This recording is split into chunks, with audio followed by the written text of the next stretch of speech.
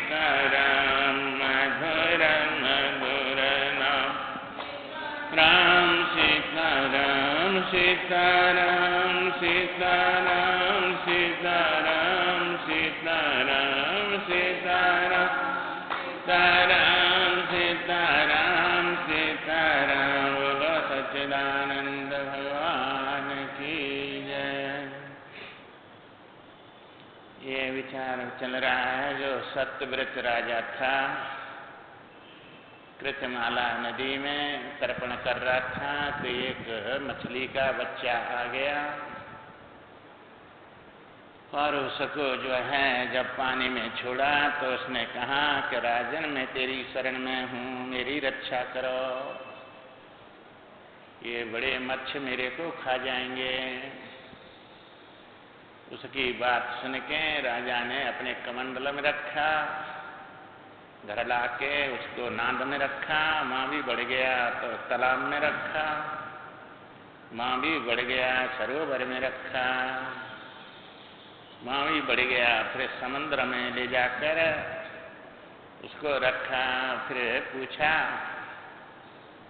आप कौन हैं, तो आप भगवान हैं, पहचान लिया। ऐसा रूप क्यों बनाया आपने, तो भगवान ने कहा 7वें दिन महाप्रलय हो जाएगी और मेरी कृपा से तुम्हारे पास एक नाव आएगी और उसमें बासुकी नाग से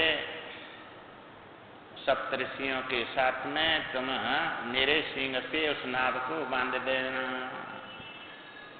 इसलिए तुम बच जाएंगे और ये सब जो है पृथ्वी पानी में डूब जाएगी, पानी हो जाएगा सबका। इसलिए ये बता के और भगवान ऐसा ही हुआ, भगवान आ गए वहाँ जल में और नाम में सप्तऋषियों के साथ में बैठ गए और फिर भगवान ने उनको सबको ज्ञान दिया। परम देव गुरु पिता सुहृदय संबंधी सब तुम, छाण जगत की आस सुरन आया तुम्हारी हम। ये राजा ने कहा भगवान सब कुछ आप ही हैं, जगत की सब आशा छोड़ के मैं तुम्हारी शरण में आया हूँ। सुनत नृपति के वचन हरे मुस्काए प्रमुदित भय। जब भगवान की शरण में आता है जीव सब छोड़ के तो बड़े प्रसन्न होते हैं। फिर भूपति सब ऋषिन के प्रश्न के उत्तर दे और फिर जो है ऋषि और राजा के जो प्रश्न हुए सबके भगवान ने उत्तर दिए। और ये भक्त भूप रक्षा करी ज्ञान ऋषिन के संग दयो। जो भगवान का भक्त था सत्यव्रत, उसकी रक्षा करी, महाप्रलय में मृत्यु से बचाया और उसको ऋषिन के साथ में ज्ञान दिया। सुनत मोहत मन से गयो, उस ज्ञान को सुनकर उनका जो मोह रूपी तम था, अज्ञान था, वो सबका नाश हो गया। तत्क्षण भव भय भगे गयो, सब प्रकार के ये संसार के भय उसके भाग गए। ज्ञान से ही भयों का नाश होता है और भगवान ही ज्ञान स्वरूप हैं। ज्ञान का ही नाम गुरु भगवान होता है, ईश्वर। इसलिए ज्ञान सुनने के लिए जीव की फुर्सत नहीं है। अभागे लोग हैं, मुफ्त में मिलता है तो भी नहीं लेते हैं। ऐसा ये मौका कब मिलेगा, ऐसा अवसर फिर आने वाला नहीं है। मन नहीं लगता है इसमें, उसमें मन लगता है संसार में। तो संसार सब दुर्गति कराने वाला है, ये समझ में नहीं आती। बचना नहीं चाहता, मरना नहीं चाहता है। तो भगवान कहते हैं कि राजीव मरता रहे, कब तक मरेगा, एक दिन तो कंटा लेगा कभी न कभी। इसलिए जो है उसका सब भय भाग गया ज्ञान सुनते ही। ये सब प्रकार के भयों को भगा देता है ज्ञान सत्संग, पर ये भगेगा तब जब सुनेगा, सुनता ही नहीं है। मनुसुत नृप सरयाति देव शासन के ज्ञाता। अब यहाँ सतव्रत की जो है रक्षा करी, ज्ञान दे के सब अज्ञान का निवृत्त कर दिया, उसके सब प्रकार के दुखों का नाश कर दिया, और इन्हीं के वंश में और नृप सरयाती हुए मनुसुत, मनु के पुत्र, ये जो है वेद शास्त्र के ज्ञाता, बड़े वेदों के शास्त्रों के ज्ञाता थे सरयाती राजा। क्योंकि ये बड़े पुण्यवान होते हैं, पुण्य से तो राजा बने हैं, और फिर उनमें सब ज्ञान रहता है। पहले ज्ञान था तब तो पुण्य करे, तप किया तब तो राजा बने, सब भोग विलास मिले। दलिद्री बन के या बैल और घोड़ा बन के खींचते तांगा, मारा खाते। इसलिए पुण्यवान थे, शास्त्रों के ज्ञाता थे, और शास्त्रों का ज्ञान तो गुरु से और सत्संग से ही होगा, तो इन्होंने सुना होगा तब तो वे ज्ञाता बने। तिनकी कन्या भई सुकन्या जग विख्याता। उस सरयाती राजा की जो है सुकन्या एक हुई, उसका नाम सुकन्या था, और जग में विख्यात है। अब राजा एक दिन वन में घूमने के लिए अपनी फौज पलटने और अपनी पत्नी और पुत्री के साथ में वन में गए। अब वन में गए तो एक दिन कन्या सहित गए नृप घूमन वन में, घूमने के लिए वन में गए। कन्या सखियन संग फिरे बन प्रमुदित मन में। उनकी जो कन्या थी अपनी सखियों के साथ में बड़ी प्रसन्न होकर मन में फिरती घूम रही, उस वन में घूमने लगी।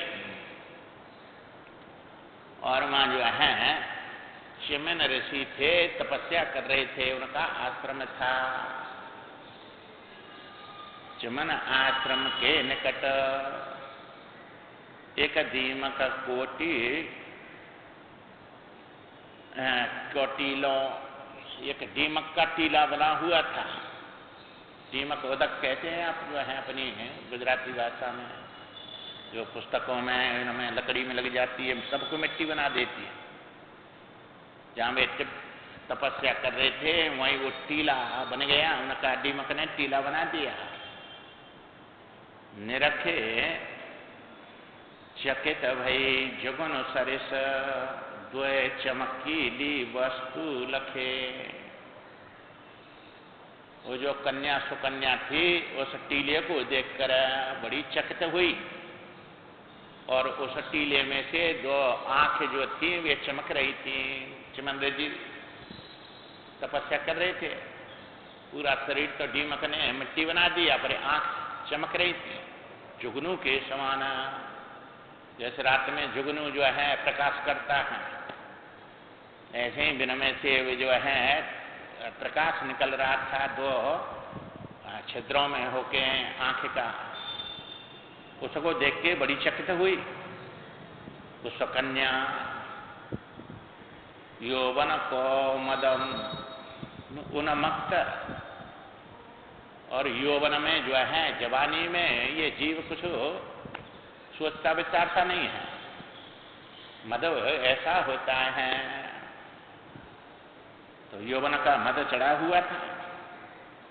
कुतूहल कन्या उर में, और उसके मन में उर में अंतःकरण में बड़ा कुतूहल हुआ उस दीमक के टीले को देखकर, और उसमें जो चमक निकल रही थी दो उसको देखकर। उसको बड़ा कुतूहल हुआ।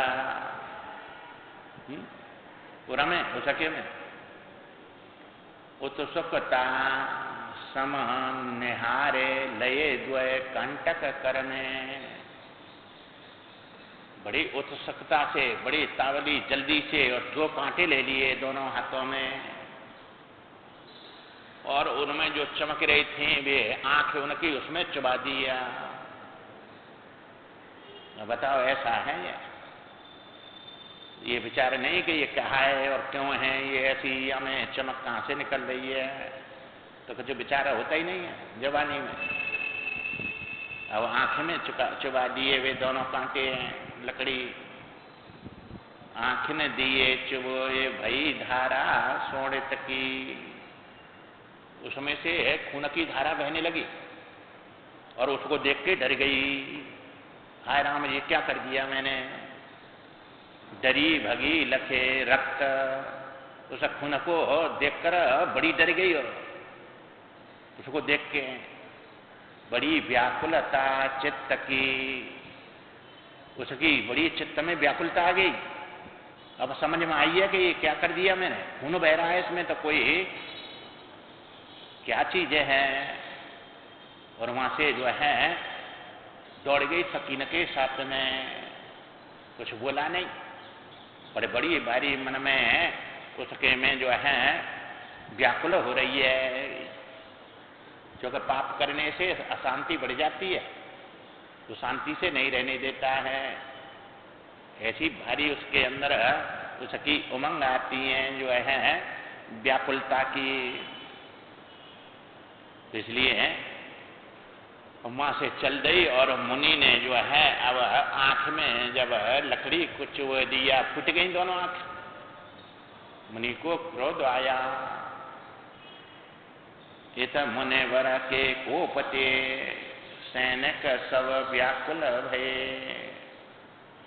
अब राजा के जो सैनिक थे सब व्याकुल हो गए मुनि का क्रोध से, और वेग रुके मलमूत्र के मृतक सरेस सब है गए। सबके पेट फूल गए, मलमूत्र रुक गया और सब ऐसे जो है मृतक के समान हो गई। सबरी सेना गिर पड़ी। राजा ने देखा ये क्या हो गया, किसने ये अपराध किया है, ये अपन में क्या हुआ है। राजा घबरा गया और उसने जो है पूछी फिर सबसे, भाई कौन ने ये उत्पात किया है, बताओ क्या पाप कर दिया ना। ये सब सेना गिर पड़ी और सबके पेट फूल गए, हाई हाई चिल्ला रहे हैं ये सब। पूछे नृप उत्पात करियो जिन मोह बताओ। जिसने किसी ने उत्पात किया है वो मेरे को बताओ किसने किया है ना। जाने सुकन्या कृत्य नृपते मन में घबरायो। सुकन्या ने कह दिया पिताजी ऐसे ऐसी मेरे से गलती बन गई है, मैंने एक टीला था उसमें जो है 2 लकड़ी कूंच दिया और उसमें से खून निकला है। अब ये बात अपनी कन्या के सुन के घबरा गया कि भाई अब क्या होगा, ये तो ऋषि मुनि हैं, इनको तो इन्होंने बड़ा भारी ये जो है दुख दिया है। और वो कन्या को लेके तुरंत ही वहां ऋषि के पास उस टीले के पास पहुंच गया। द्वैता लीनी संग में, अपनी पुत्री को संग में लिया, चले तुरंत मुनि के निकट। और मां से तुरंत ही चल दिए मुनि के निकट और मां जाकर हाथ जोड़ के प्रार्थना करने लगे, भगवान ये मेरी पुत्री से गलती बन गई है, आप इसको क्षमा करो। अब मुनि जो थे वे हम से टीले में से प्रकट हो गए, बाहर निकले आए। विकट करियो प्रस्ताव मुने है के बामी ते प्रकट। अब मुनि ने जो है विकट प्रस्ताव रख दिया उनके सामने, राजा के प्रकट होके, और उनसे कहा कि राजन तेरी कन्या ने मेरी आंख फोड़ी है और मैं अंधा हो गया। तो अब जिसने ये गलती करी है वही मेरी सेवा करेगी, इसलिए मैं अब आंख से तो देख नहीं सकता और मेरे को कृत्य सब करना है तो किसकी आंख से करूं, अब उसी की आंख से करूंगा। ये प्रस्ताव रख दिया। कन्या पूरी आंख भयो में अंधो भूपते, तुम्हारी कन्या ने मेरी आंख फोड़ दिया है, मैं अंधा हो गया। हे भूपत, कन्या करो प्रदान, कन्या को दान करो मेरे लिए। करूं नेत्र जाके ते सुख सब गते, देखूं अब मैं उसी के नेत्र से सब अपने क्रियाक्रम करूंगा, मेरे को तो दिखता नहीं, इसलिए उसको दान करो मेरे लिए, शादी कर दो मेरे साथ तो उसकी, और वो मेरी सेवा करेगी। अब ये बात राजा ने सुनी। अब इस बात सुन के घबरा गया राजा। अरे ये बेटा, इसके तो जो है हड्डी हड्डी वैसे हैं, कोई बूढ़ा चुका है, इसने 10,000 वर्ष तपस्या करी है। सोने नृप अति विचलित भये, बड़े विचलित हो गए। अब या अपनी पुत्री को इसको कैसे दूं मैं, दान करूं? क्योंकि माता पिता तो यही चाहते हैं, अच्छा घर मिले, अच्छा पति मिले, अच्छी सब जो है सुविधा मिले हमारी बेटी को। अब यहाँ क्या, अब जंगल में रहता है और बूढ़ा वैसे हैं, ये सब घर नहीं, मकान नहीं, कुछ नहीं, और कोई सुविधा नहीं, और राजकुमारी मेरी पुत्री है। अब वो क्या कहेगी मेरे को, जो है राजा ने कहाँ कर दिया शादी। इसलिए बड़े व्याकुल हो गए। सुने न अति विचलित भये, अब विचलित हो गए। तो बड़ी बुद्धिमान थी वो उसकी पुत्री, उसने राजा से कहा, पिताजी मैंने अपराध किया है, मेरे को बड़ा दुख भोगना पड़ेगा आगे जाके, इसलिए आप कोई चिंता मत करो, मेरे को इन्हीं की सेवा में सौंप दो। पर कन्या सहमत भई, उसने सहमति दे दिया पिता को कि मैंने अपराध किया है, इसका दंड मैं ही भोगूंगी, और नहीं मेरे को कितना अपराध का दंड भोगना पड़ेगा आगे जाके। सहमत भाई। समझ बला बल भूप ने मुनि को पुत्री दे दई। अब और तो कोई उपाय है नहीं, अब बलाबल हो गया, माने जबरदस्ती देनी पड़ेगी। अब उन्हें सब सेना मर रही है और मेरा तो सब नाश हो जाएगा, देनी पड़ेगी, अब क्या करें। समझे बलाबल भूप ने मुनि को पुत्री दे दी, अपनी कन्या को और उनके साथ शादी कर दिया। अब करके कन्या दान गए भूपति राजधानी, अपनी कन्या को दान करके शादी करके चमन ऋषि के साथ में राजधानी चले गए। पति सेवा ही तरन सुकन्या उत्तम मानी। अब सुकन्या ने यही माना कि मेरा भाग्य इसी के साथ है, भाग्य लिखा जो बाबर नाऊ तो कत दोष लगा ये काऊ। ये जो है उन्होंने पार्वती ने कहा, उनकी माता ने जब कही ऐसा बुरा पुत्र वो जो है पति मिला है इसको, और मेरी कन्या इतनी सुंदर। तब पार्वती ने कहा जब हमारे भाग्य में ये बुरा लिखा है तो किसी को दोष क्यों दे रही हैं तुम, नारद को दोष लगा रही हैं, उन्होंने ऐसा करा दिया ऐसा करा दिया। हमारे भाग्य में लिखा है और जहां जाएंगे वहां हमको भोगना पड़ेगा। इसलिए सुकन्या ने यही बात समझी कि मेरा परम धर्म है यही, पति सेवा ही उत्तम समझी उन्होंने। मेरा संस्कार मेरा कर्म ऐसा था, इसलिए ये रूपक बनाए सब, तो मैं इनकी सेवा करूंगी। अब जो है वहां रहने लगी उनके साथ में। एक दिन देवताओं के जो वैद्य हैं अश्विनी कुमार घूमते हुए चमना आश्रम पे आ गए। अश्विनी कुमार जब आए तो जो है उन्होंने मुनि ने बड़ी सेवा सत्कार किया उनका। चूँकि अपने आश्रम पे कोई घर पे आवे अतिथि तो अतिथि देवो भव, चाहे कोई साधु हो चाहे गृहस्थी हो, कुटिया बना के रहे तो साधु को भी सम्मान करना है। कोई भी आओ, देवता का रूप माना जाता है, उन्हें अपने पापों को दे जाता है, पुण्यों को ले जाता है। अतिथि का सत्कार नहीं किया तो इसलिए उससे तो अच्छा है कि भाई पानी पात प्या के उसको नम्रता पूर्वक प्रसन्न करके सत्कार करके उसको जो है बिठाए। इसी प्रकार में जब अमर वेद देवताओं के वेद आए, अमर वेद एक दिवस चमन मुनि आश्रम आए, चमन मुनि के आश्रम पर आए, करे सेवा सत्कार महामुनि वचन सुनाए। उनकी सेवा करी, सत्कार किया। वैसे भी देवता हैं और वैसे भी अतिथि बन के आए हैं, बुलाए वही तो है नहीं। जो बिना बुलाए आ जाए अपने द्वारा पर उसको अतिथि कहते हैं, कोई भी हो। तो ये जो है उनसे वचन सुनाए सेवा करके। अति प्रसिद्ध सुर विषक तुम,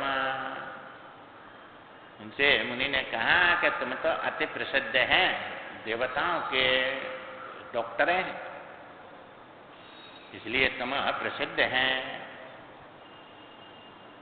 तो मैं अति दुख सहूं, तुम इतने प्रसिद्ध जो है देवताओं के डॉक्टर हैं, वैद्य हैं, तो भी मैं इतना दुखी हूं। या तो कहता हूं करो वृद्धते युवक यदे, जो मांगो सोई दूं।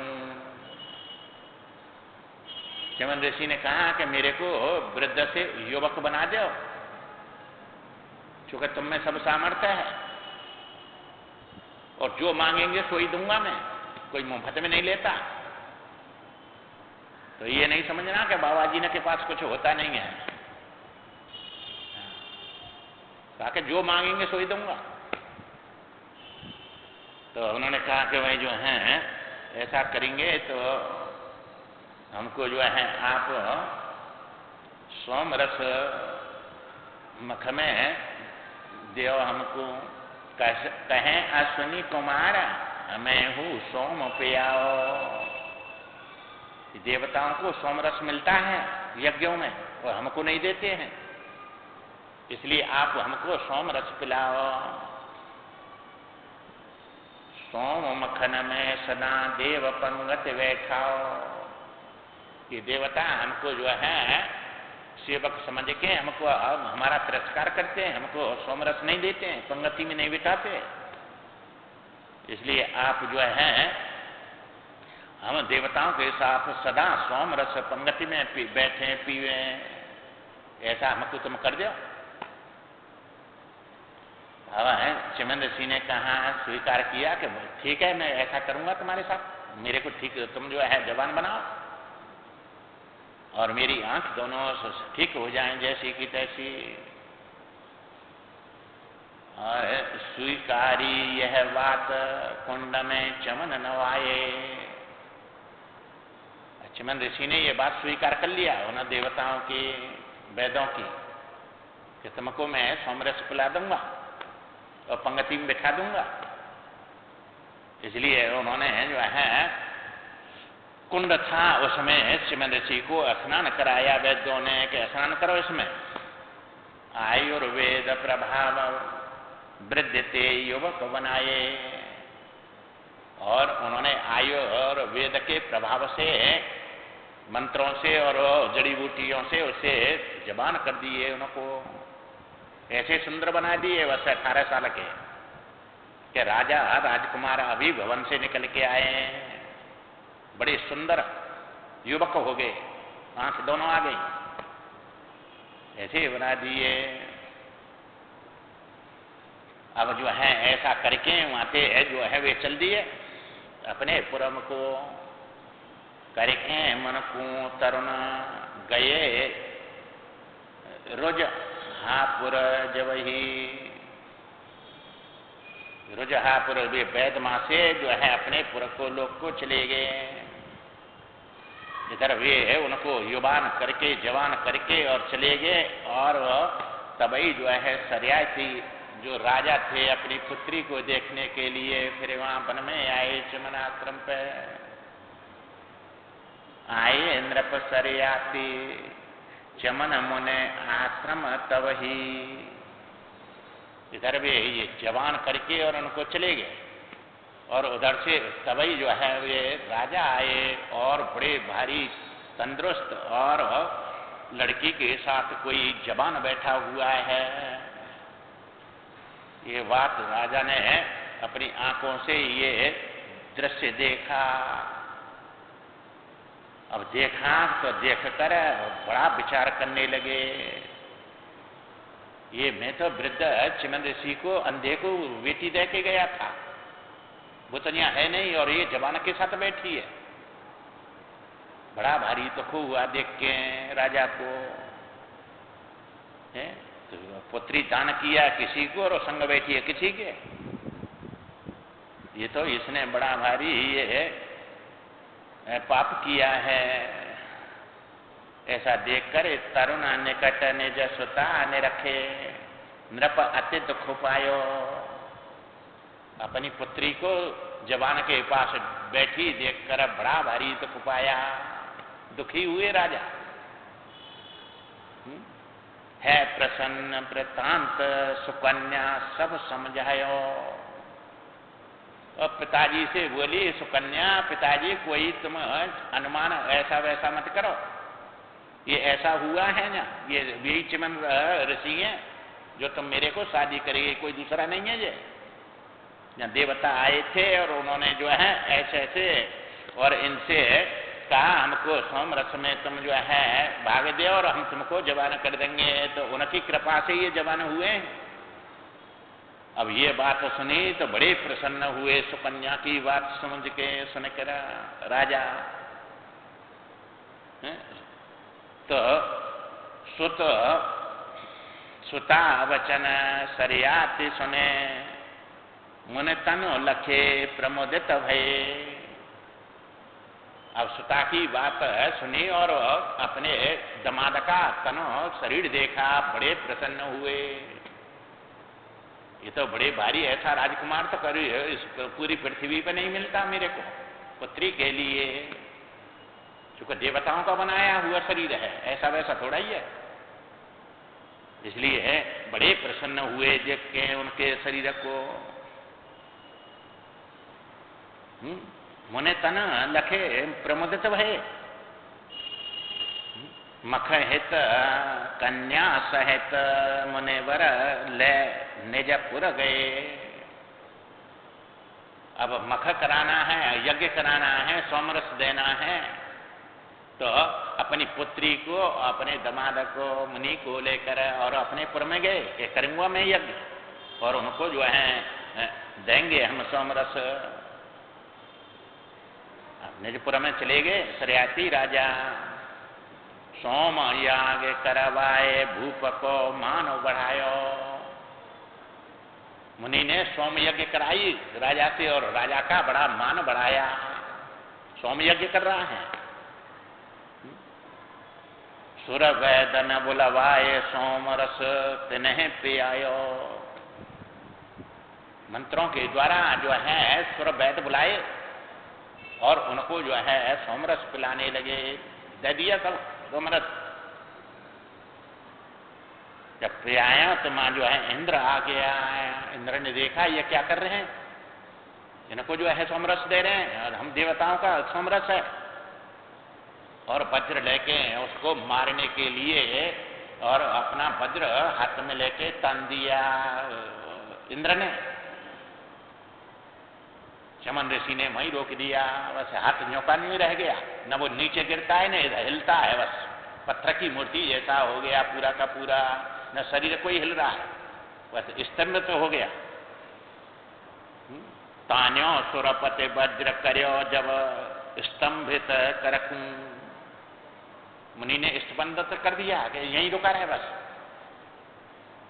अब घबरा गया इंद्र, अब इधर उधर होता ही नहीं है, ना तो छूटता है, न चलता है, न नीचे को आसमान सब जैसे गाड़ दिया पृथ्वी में, ऐसा हो गया, इस बंद कर दिया। अब जो है ऋषि से बोले, भगवान आप जो है सोमरस का इसको अधिकार दे दो, हम कुछ नहीं कहेंगे, हमारी पंक्ति में बैठेंगे और तुम जो है इनको करो, क्योंकि अब शक्ति अपने में है नहीं, इसमें ज्यादा शक्ति है। भय न प्रीत होए नहीं देवा, लाख करो वैरी की सेवा। इसने तपस्या करी, ये दीमक खा गई, कितना भारी तप किया है, कोई व्यर्थ की तो है नहीं ना कि शक्ति। इसलिए शक्ति तो जहां काम लेगा वहां शक्ति काम करेगी। ये नहीं है कि दूध घी पीने से ही शक्ति आवे, तपस्या करने से शक्ति आती है। तप कर रहे हैं, हड्डी हड्डी रह गई, खाए पी कुछ नहीं रहे, कितनी शक्ति बढ़ गई, इंद्र को रोक दिया। सौंपान अधिकार सुरन दियो वेदन को, सब देवताओं ने अधिकार दे दिया। वहीं महाराज अब हमको ये जो है संकट से उबारो, हम अपनी पंक्ति में बैठाएंगे इनको और इसको सोमपान अधिकार है इनका, पीएंगे हमारे साथ। सुरन दियो वेदन को दे दिया।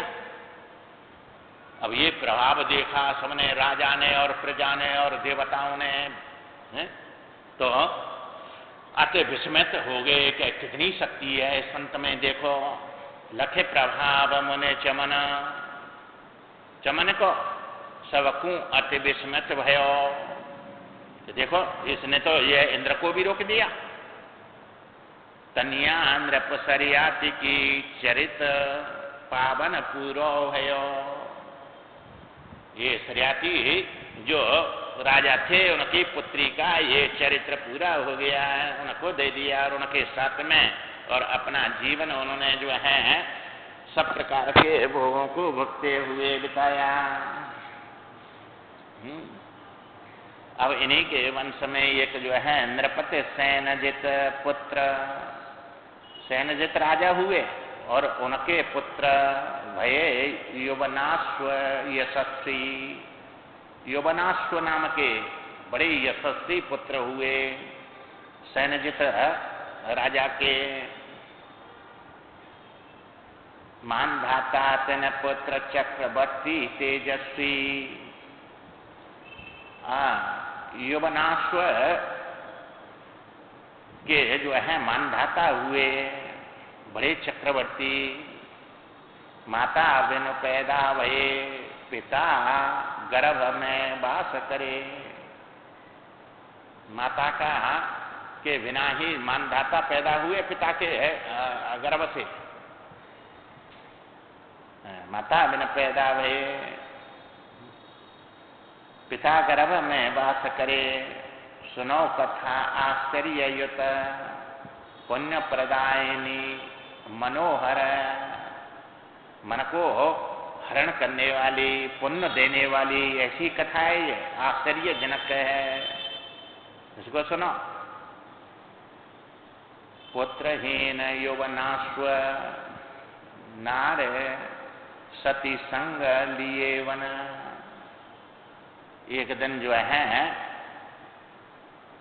अपनी पत्नी के साथ में, और उनके कोई पुत्र नहीं था, अवनाश्व के जो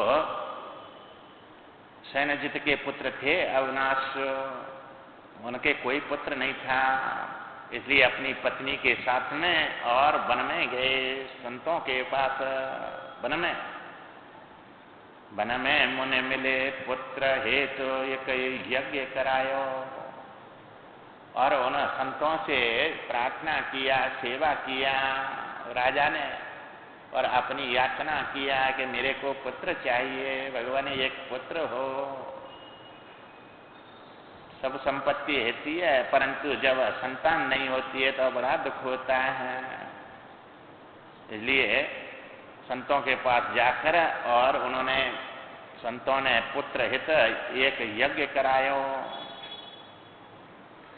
मंत्रपूत घट नीर निरखे निसे नृप कहाँ आयो।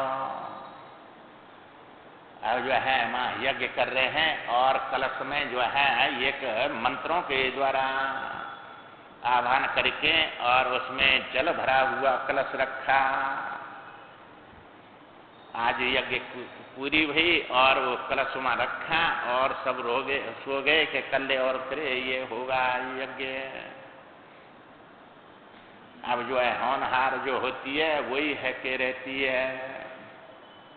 इसलिए अब जब मंत्र से पूरित जो कलश था उसमें पानी ठंडा भरा हुआ था तो राजा को रात में बड़ी प्यास लगी और इधर उधर देखा वो पानी कहीं मिला नहीं। यज्ञ में आके उस कलश के पानी को पी गया। नपति कहाँ आयो प्यासो नृप जल शीत लखे बिना पूछे जल पी गयो। बिना ही पूछे ताछे सबको जो है रात में उठ के और वो जल को पी गया। वो मंत्रों से पूरक था। पुत्र के लिए मंत्र पढ़ के उसमें रखे थे, उसको पी गया। अब पी गया तो ऋषि मुनि जो थे वहां आए और देखा कि यहाँ में तो पानी नहीं है। पानी कहाँ गया इसका जो है? मंत्रों से हमने जो है पूरित किया था इसको। प्रातः काल मन उठे कहें जल को ने पियो। आके मुनियों ने कहा राजा से कि अरे राजन ये पानी कौन पी लिया है? अभी ये बात सुनी तो हाथ जोड़े भूपत कहे भूपाल व्रत सब ते कह दियो। हाथ जोड़ के और राजा ने जो है सब मुनियों से व्रत कह दिया कि मेरे को ऐसी प्यास लगी, पानी कहीं मिला नहीं, इसलिए मेरे जान जा रही, मैंने जाके पानी पी लिया। अब ये बात सुनी तो सुने मुनि धार्यो मोनो समझ गते प्रबल विधाता। अब मौन है। इस बात को सुनकर मुनिगण सब मौन हो गए कि ये तो विधाता की करतूत क्या है, ये तो प्रबल गति है। अब इसी के जो है पुत्र होगा, क्योंकि वो पत्नी को पिलाना था और पत्नी नहीं, पति ने पी लिया और जो पिएगा वहीं पुत्र आएगा, क्योंकि मंत्र में शक्ति है।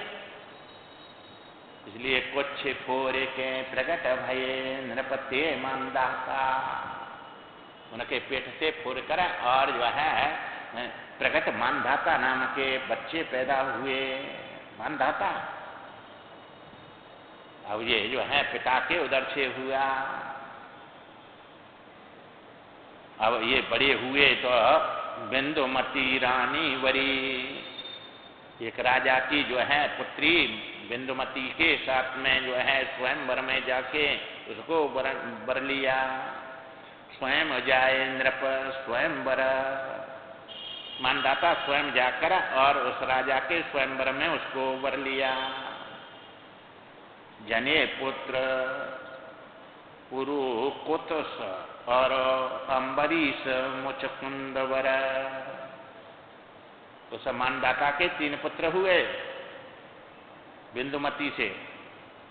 पुरुकुतस नाम का पहला पुत्र और अम्बरीश दूसरा पुत्र और मुचकुंद तीसरा पुत्र हुआ। ये तीनों पुत्र मानदाता के थे। कन्या जनी 50 सुंदरी अति सुकुमारी। 3 पुत्र थे और 50 कन्या थी।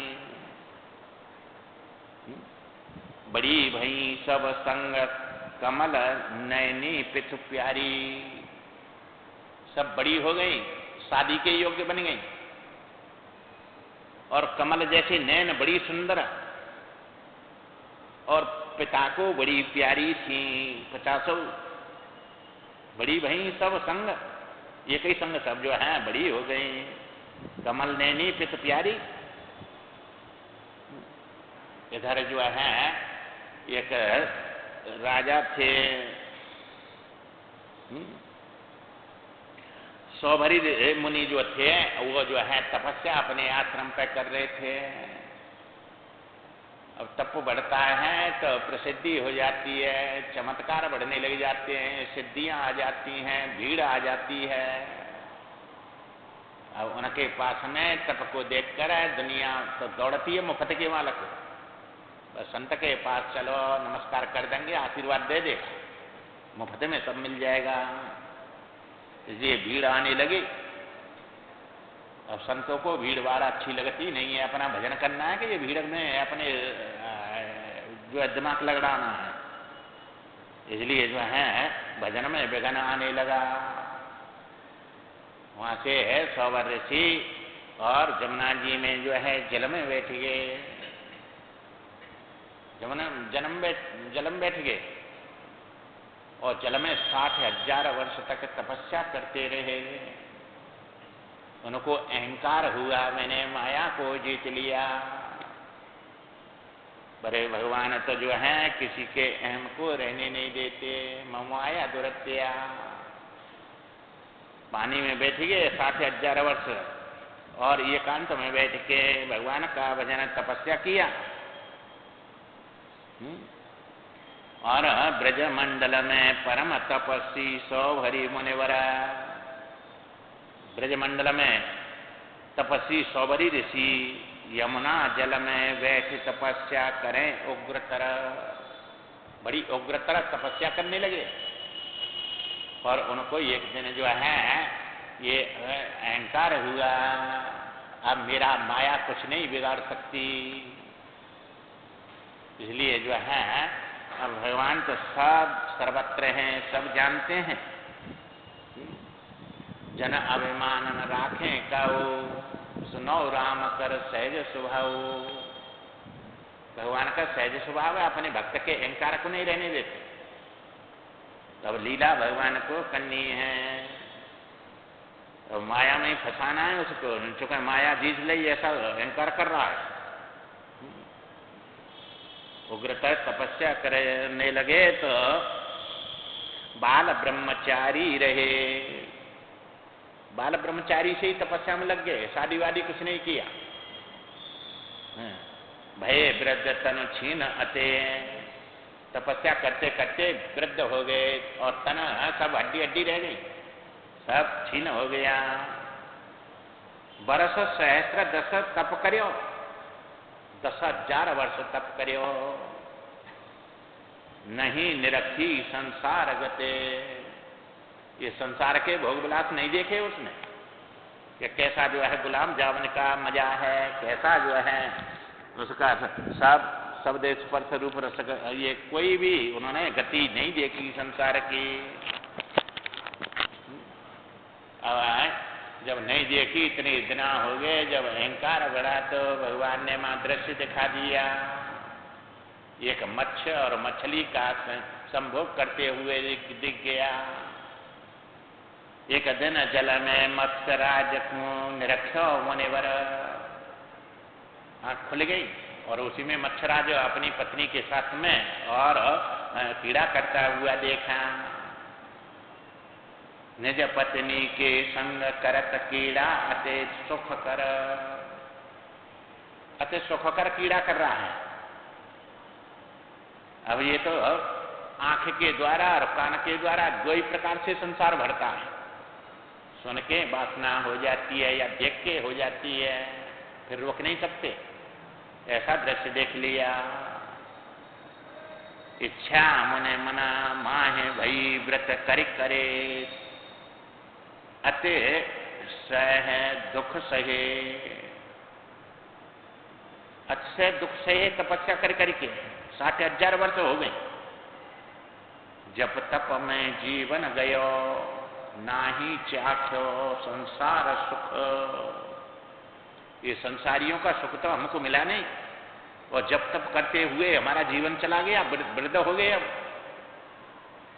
ऐसी मन में उसको देखकर इच्छा प्रकट हो गई। तो इच्छा जो है अब कामना हो गई। काम अक्षत सुख सपने उनाई। कामना हो गई तो जब तक पूर्ति नहीं होगी, न भजन होता है न ध्यान होता है, बस वही काम। अब तो वही हमारी इच्छा पूर्ति हो। ब्याह करन अभिलाष भई तब, नेम भुलाए, सब तपस्या भूल गया, ब्याह करने की अभिलाषा हो गई। अब जो है वहां से सब नियमों को भूल कर और वहां से चल दिया। मानधाता ढिंगपुरी अयोध्या में मुने आए। मानधाता जो थे 50 पुत्री वाला, इसके पास अयोध्या में आ गए मुनि जी। 100 वर्षी आए और जो है राजा ने सुना 100 वर्षी आए और अपने मंत्रियों के साथ बड़े स्वागत के लिए और उनको आदर पूर्वक अपने वहां सिंहासन पे जाके बिठा दिया और उनसे पूछी, भगवान क्या इच्छा है, तुम्हारी क्या सेवा करूं। अब ये बात सुन के जो है बोले, पुत्री हैं 50, तुम्हारे घर भूपते, ये भूपत तुम्हारे घर 50 पुत्री हैं, इसलिए जो है करूं याचना, एक ब्याह की इच्छा चित अते, मेरे चित्त में अतिशय इच्छा हो गई है और एक पुत्री की याचना करता हूं तुमसे, मेरे को एक पुत्री दो अपनी, ब्याह करने की इच्छा है मेरी। अब देखा ये बुड्ढा हड्डी हड्डी हुई है और सब हाथ पैर हल रहे हैं, जो सब चमड़ी जो इसकी झर्री पड़ रही है सब। ये बात सुनी तो सोने नृप अत्य विस्मित तो भाई बड़े विस्मित हो गए। बताओ 60,000 तो तपस्या करी है और हड्डी में मांस नहीं और जो है खून नहीं कुछ शरीर में, कंकाल जैसा और वृद्ध वैसे। अब पुत्री ऐसी प्यारी है, ऐसे को देख के क्या कहेंगे वे, सिर्फ फोड़ेंगे कि नहीं।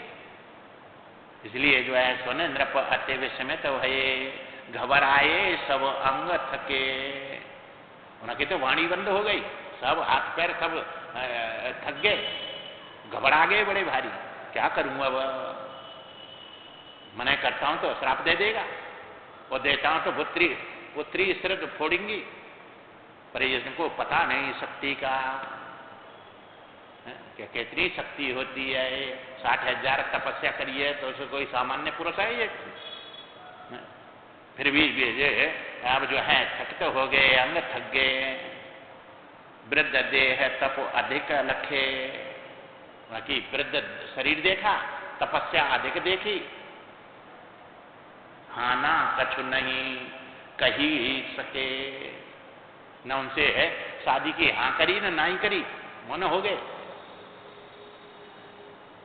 अब ऐसा देखा कि क्या करूं, बड़े भारी धर्म स्नेह ओ है मत गेरी, भई गति सांप छचुंदर केरी। सांप सर्प को ने छचुंदर पकड़ लिया है तो त्यागता है तो अंडा होता है, खाता है तो मरता है, ऐसी गति हो गई। अब पुत्री दऊं के मने करूंगी तो सब नाश कर देगा, पुत्री दऊं तो वो बेचारी सिर्फ फोड़ेगी। मौन हो गए, कुछ बोले नहीं। अब फिर जो है उनको चूंकि भगवान ही बुद्धि देता है तो अब भगवान का स्मरण किया, भगवान ने बुद्धि दे दिया। पुनरप बोले, समर गए एकदम। भाई मौन होना भी तो कोई अच्छा नहीं, जवाब तो देना ही पड़ेगा कुछ न कुछ। कब तक मौन रहूंगा, ये तो कह रहा है कि मेरे पुत्री दो। पुनः इंद्र पर समरे बोले, समरे महामुन भीतर जाओ, हे महामुन महलों में चले जाओ। अब जो है वर्ण सुता जो करे ताहे सुकते ले जाओ, ये युक्ति लगा दी, निकाल दिया, बस मेरे ऊपर तो कुछ आएगा नहीं। अब जो पुत्री तुमको जो है वर्णन कर ले उसको ले जाओ, बस महलों में चले जाओ। अब सौवर ऋषि ने देखा बड़ा भारी जादूगर है, बड़ा बुद्धिमान है, मेरी सकल सूरत है और या वृद्ध अवस्था को देखकर ऐसा बोला है। इसलिए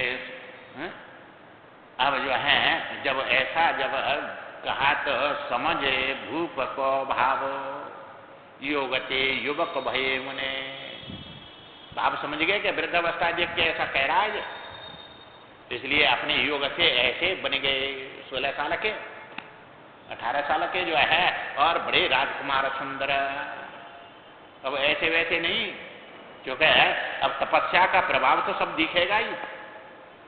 योगते युवक बड़े सुंदर बन गए। भय मुने आए मुनिवर सुघर भई कन्या प्रमोदित सुने। महलों में घोषणा कर दिया कि मुनि आए हैं, जो कन्या बरेगी उसको जो है शादी करेंगे। अब 50 कन्या आ गई वहां, और देख के सब मोहित हो गई उस पर, 50 की 50। और लड़े झगड़े भी लगे, प्रथम मैंने बरे हैं, मैं करूंगी शादी, मैं करूंगी शादी। प्रथम बरे पते मुने हमने, सब लड़े लगे, पहले मैंने बरे हैं, मैं शादी करूंगी इनके साथ में, तो मैंने बरे हैं। कलह करना कन्या लगी, सब कन्या कलह करने लग गए। राजा से कहा कि महाराज ऐसा झगड़ा हो रहा है वहां, तो सब कन्या तुम्हारी जो है ये कह रही मैं भरूंगी मैं भरूंगी, लड़े रहेंगी झगड़ रही हैं। राजा ने आके उनसे तपस्वी सौवरी से कहा महाराज 50 को ले जाओ, अब क्या करें। तो मुनि ने कहा स्वीकारी ऋषि से निरखे प्रेम सब पगी। प्रेम में सब पगी, प्रेम में जैसे चाशनी में जो है वो डाल देते पक जाता है, ऐसे प्रेम में पक गई सब। और मुनि ने स्वीकार कर लिया कि ठीक है 50 की शादी कर दो। अब 50 की शादी विधिवत करो विवाह। फिर आश्रम मुनि आए, और राजा ने विधिवत 50 कन्याओं का उनके साथ में शादी कर दिया, और उनको लेकर आश्रम में आए। सबकू सुंदर महल पृथक सौवरी बनाए। सौवरी ने सबको पृथक अलग अलग महल बना दिए अपनी तपस्या से। और कैसे महल बनाए? सबकू भूषण वसन सुखद सयादिक दीने। सबको सब प्रकार के भूषण और वस्त्र और सैया आदि जो भी ग्रस्त की सामान होते सब महलों में सब भर दिया। सबकी इच्छा पूर्ण तपस्या ते मन कीनी। सबकी जो इच्छा थी उसको तपस्या के बल से मुनि ने सबको कि ये चीज चाहिए वो चीज चाहिए सब जो है दे दिया, इच्छा पूरी करी। सब महलन में सरोवर, कोई छोटे मोटे वे नहीं थे, बड़े बीच में है के महल थे, और उनमें सब में सरोवर थी, तालाब थे, सरोवर थी। सब महलन में सरोवर स्वच्छ नीरज सहित। सब में सीढ़ी बन नहीं है, नीरज लगे और स्वच्छ जल है, बिल्कुल गंगा जल जैसा।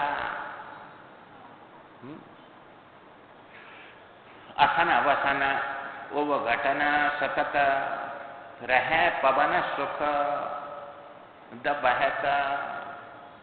और मां जितने भी तेल साबन जो अपने जो है श्रृंगार के साथ वस्तु, और ऐसी जितनी हवा चाहिए सुंदर सुखद सुंदर हवा ठंडी, और वे बहने लगी उनमें। और सबके साथ में मुने 50 धरे रूप, 50 रूप धर के रमण, तो रमण नित सब संग करे हैं। सबके संग 50 महिलाओं में 50 रूप धारण करके रहते रहने लगे। तप प्रभावते ताप व्यथा मन मन मुने मन की हरे। तप के प्रभाव से ताप जो व्यथा है तन मन की सबको हरने लगे। कोई किसी प्रकार की उनके 50 जो कन्या थी पत्नी थी उनकी कोई व्यथा नहीं रही, सबसे दुखों से पार कर दिया तपस्या केवल से। जो चाहती वही सुख दिया सब हरि। अब देखा अब उनके साथ में जब शादी कर दिया तो राजा एक दिन अपनी पुत्रियों को देखने के लिए आए, मुनि के आश्रम पे आए। नृप एक दिवस देखे वैभव अति विस्मित नृप भय। देखा कि जब तो एक कुटिया इनकी थी, अब तो 50 महल बनने, और इतने सुंदर महल हमारे तो रजवाड़ी में नहीं है ऐसे। सब में तालाब हैं, सब में जो है सब सामग्री भर रही है। विस्मित भये देख के, सब सुख भोग। अब जो है भये सवन गए, सवन डेगा गए कहें नित इत ही बसें पते। पुत्री से पूछते हैं कि सौवर्षी कहाँ के, सब कहती हैं हमारे घर में ही रहते हैं हमारे साथ। कोई ये नहीं कहते कि हमारे साथ नहीं, क्योंकि 50 रूपों में सब के साथ रहते हैं। इसलिए वे सब पुत्री बोली के इधर ही रहते हैं। वे तो किसी को पूछा वही ये कहती है इधर ही रहते हैं। सुरपुर को सुख अवन पे लख प्रमोदित नृप है गए। सुरख का सुख और या पृथ्वी पे देख के, और बड़े नृप जो राजा थे विस्मित है गए, प्रमोदित भये, बड़े आनंदित हुए। सब सुख भोगे जो है भय सवन, अब जो है प्रमोदित भय सब सुख भोगे तृप्ति हित, किंतु नृप तृप्त नहीं मुनि भय। 50 कन्या हैं और सब में सामग्री खूब भर रही है भोग विलास की, और सब सुख भोगे 50 रूप धारण करके, पर तृप्ति नहीं भई। ये संसार कभी तृप्त करता ही नहीं है, क्योंकि जो असत्य है वो सत्य सत्य सुख कैसे मिलेगा, जो अपूर्ण है उससे पूर्ण सुख कैसे मिलेगा, और जो दुखालय है उससे सुख कैसे मिलेगा। इसलिए सब भोग भोगे पर तृप्ति नहीं हुई, इतनी भूख और मिले और मिले, और ज्यादा भूख बढ़ गई और बढ़ने लगी। अब जो है नहीं जब हुई तो अब जो है श्राप गरुड़ कूदयो न सो भरे सुरपुन आवे। अब जो है गरुड़ जी मां लाकर सर्पों को खाते थे उनके आश्रम पे, और सौवरी ने श्राप दे दिया, इधर आएगा तो तू मर जाएगा, इधर नहीं आना। गरुड़ को दे दिया। अब जो है न तो उनके आश्रम पे आता है अब गरुड़, और न उनके जो है पास में बैठ के कुछ ऐसा खाता है।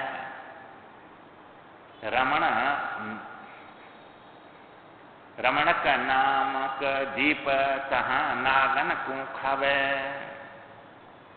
अब सब जो है जितने भी सर्प थे उन्होंने मीटिंग किया, पंचायत जोड़ी, क्योंकि एक खाता था 1000 को मारता था। मैंने कही भाई तू बेफालतू में हमको मारता है, तू अब हम जो है अपना एक एक घर से एक सर्प तेरे को दे दिया करेंगे रोजीना, तू सबने मत मारा, क्योंकि देना ही पड़ेगा वो गरुड़ा को।